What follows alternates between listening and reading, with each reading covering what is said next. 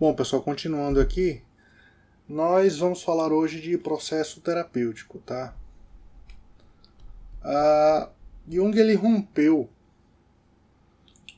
com muita coisa da psicanálise, principalmente com a técnica onde o analista fica calado, tá? É uma das queixas da psicanálise, onde o paciente fala e o analista fica totalmente calado, não expressa nenhuma reação, tá?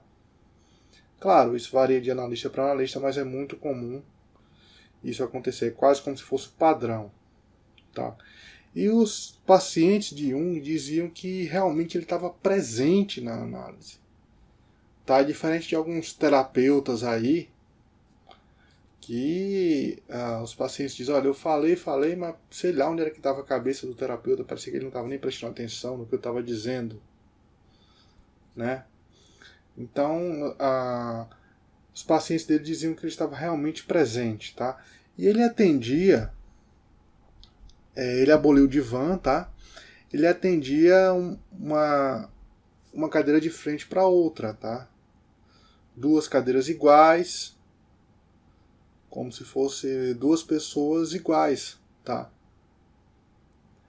Diferente por exemplo, na psicanálise, onde nós temos o divã, né? Que é onde o paciente, quando começa de fato o processo terapêutico, a análise, é que ele vai deitar. Agora, quem decide é o analista, tá? E o analista fica com a melhor poltrona para sentar, o paciente fica com a pior, mais desconfortável, tá?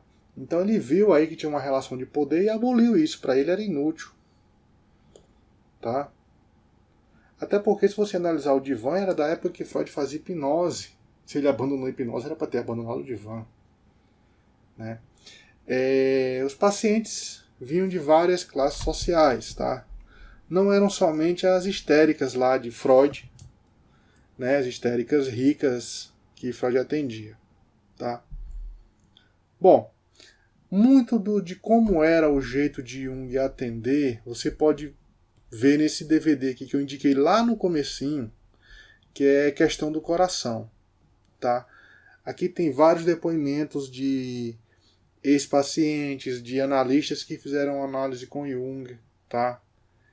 E contam muito da personalidade do Jung no atendimento, tá? E para Jung não bastava só você saber o diagnóstico, dar um diagnóstico daquilo que o paciente estava sofrendo. Apesar de que o diagnóstico para ele era útil para o médico, mais ou menos se guiar, mas a terapia para ele só começava depois de analisada a história de vida do paciente, tá? Por isso era importante ouvir o paciente, o que ele tinha a dizer, certo? Bom, o que seria uma neurose, né, na psicologia analítica? Tá? Eu falei das neurose, psicose e perversão na psicanálise, eu vou falar um pouquinho aqui na psicologia analítica. A neurose, para Jung, seria a extroversão da libido, ou seja, lembre-se que a libido não é só energia sexual, tá? Energia sexual é energia inconsciente proveniente de fonte sexual, isso é na psicanálise. Aqui a libido tem outras fontes, ok? A energia do inconsciente ela é colocada para fora. O indivíduo joga essa energia para fora. Ou seja, ele é muito influenciado pelo mundo exterior, tá? Pelas relações sociais. Os indivíduos neuróticos eles são presos na persona. Ou seja, aquela vitrine, lembre-se lá do conceito de persona, aquela vitrine que ele criou para expor para os outros o que ele acha que tem de melhor. Então ele fica sempre, se eu fizer isso, o que é que fulano vai pensar? Se eu fizer aquilo, o que é que Beltrano vai pensar? Eu não posso fazer isso, senão eu vou incomodar alguém, etc. Tá?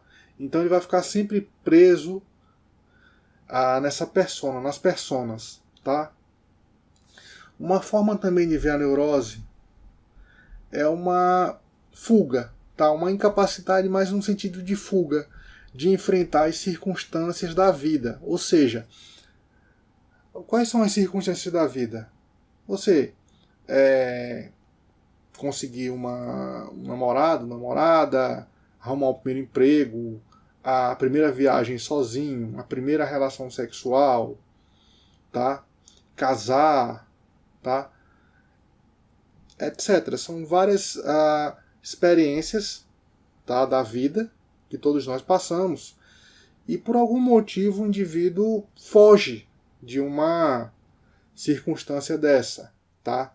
Então, na psicologia analítica, a neurose é causada por um fato do presente, não é aquela coisa de um neurótico foi causado por um trauma lá na infância, lá da psicanálise, certo? É algo causado por uma circunstância do presente. E essa fuga, o que ela vai proporcionar? Ela vai proporcionar insatisfação e uma vida sem propósito. Todo neurótico é insatisfeito, reclama de tudo. Tá? E também não vai ter propósito na vida. Tá? Certo? Bom, sobre a psicose, tá? A esquizofrenia. Diferente do neurótico, toda a energia psíquica, o psicótico projeta em si mesmo. Tá?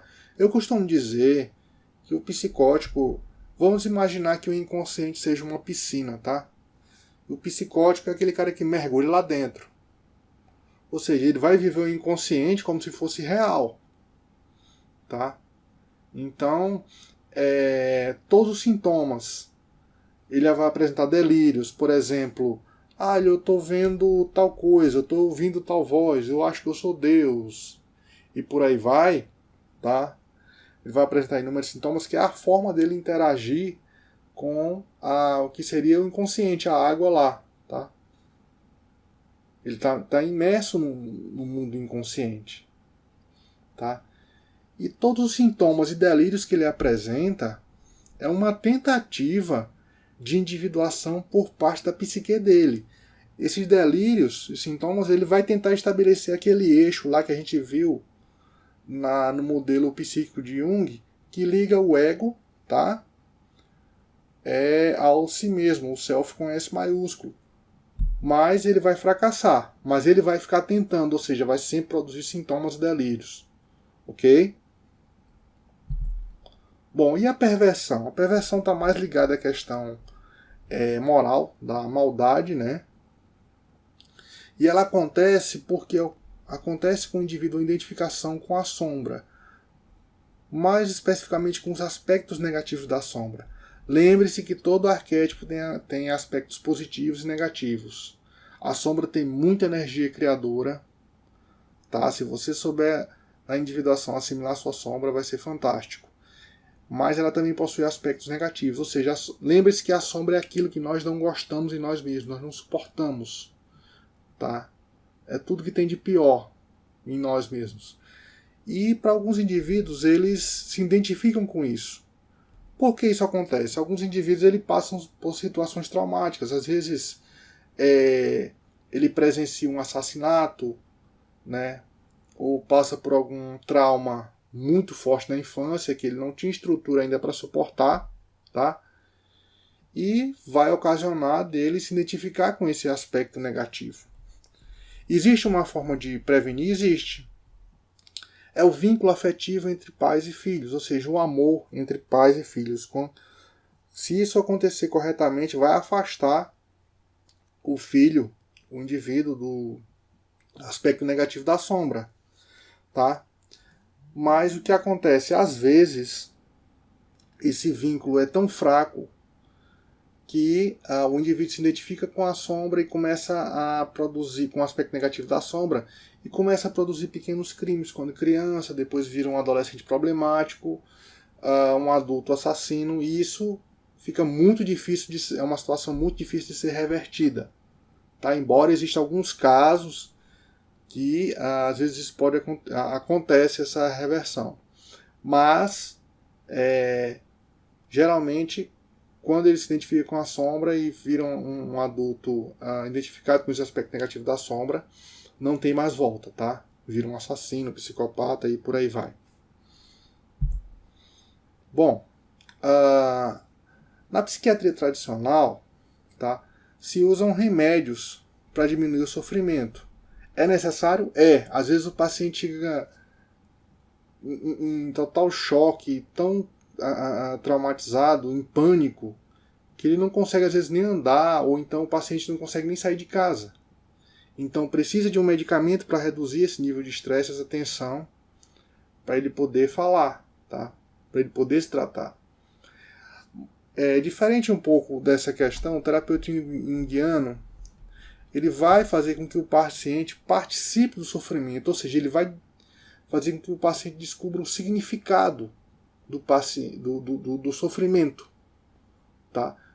Isso através dos sonhos, imaginação ativa, tá? Desenho, mandalas, como nós já vimos. Ele vai utilizar as técnicas para fazer com que o paciente descubra o simbolismo do seu sofrimento. Tá? E através disso, ele possa mobilizar um poder de cura inconsciente. Tá? São duas perspectivas diferentes, mas que vejam que não se anulam. Tá? Então, às vezes, é importante que o paciente vá para um psicólogo e que vá para um psiquiatra. Tá? Cada caso é um caso. Ok? Então, pessoal, na próxima aula nós continuamos.